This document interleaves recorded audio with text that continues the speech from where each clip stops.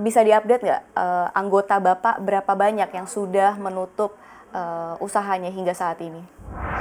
Ya kalau hitungan kami ya bersama-sama dengan Kadin, Ya. itu lebih kurang 30 jutaan itu yang akhirnya harus menutup atau tidak melakukan langkah-langkah bisnis atau langkah-langkah aktivitas jual beli hingga saat ini. Nah, memang ini terpengaruh karena akibat pandemi COVID dan kebijakan daripada penanganan pandemi COVID ini. Iya. Sekitar lebih kurang 30 jutaan.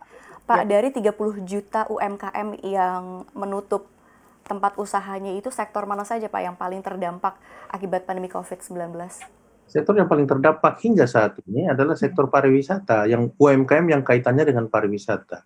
Jadi UMKM di sektor pariwisata itu sangat bergantung dengan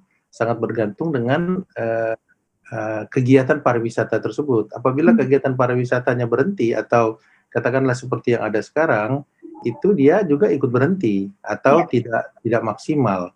Nah, seperti misalnya kemarin kita di bulan November atau Desember ya sudah mulai melihat misalnya di Bali ya, di Bali sudah mulai melihat pariwisata. Itu juga UMKM-nya juga ikut melihat. Tapi dikala sekarang Jawa Bali tutup lagi, Jawa Bali tutup PSBB lagi, ya udah tutup lagi gitu. Jadi keadaan yang tidak menentu atau tidak kondusif terhadap aktivitas perdagangan atau aktivitas terhadap interaksi jual beli di sektor UMKM. Nah, sektor pariwisata paling terdampak. Sektor yang kedua terdampak itu adalah fashion ya, baju. Orang banyak berkonsentrasi atau baju, celana dan kecantikan dan sebagainya. Itu karena orang hanya konsentrasi kepada kebutuhan-kebutuhan pokok. Makan, minum, bayar listrik dan seterusnya. Untuk membeli baju ya mungkin membeli, tapi trennya sekarang kan mungkin Safira juga tahu bahwa trennya itu membeli yang second tapi oke. Iya. Kan second oke, terus Pre-love ya Pak? Ya, terus yang murah tapi oke, kan gitu. Nah, itu juga saya lihat trennya anak-anak saya itu begitu juga tuh. Nah, ke arah situ. Jadi tidak banyak spend. Itu pun belinya cuma 1, 2, tidak seperti yang sebelumnya gitu. Nah, sektor yang ketiga yang paling terdampak besar juga itu adalah handicraft ya, kerajinan tangan yang kaitannya dengan ya masih dengan parekraf gitu.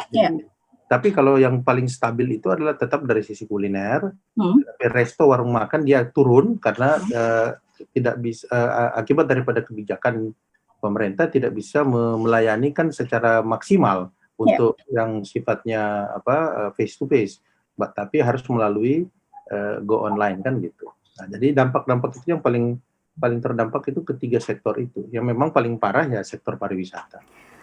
Jangan lupa install aplikasi CNBC Indonesia yang ada di App Store dan juga Play Store untuk terus ikuti perkembangan berita dan informasi seputar bisnis yang terkini.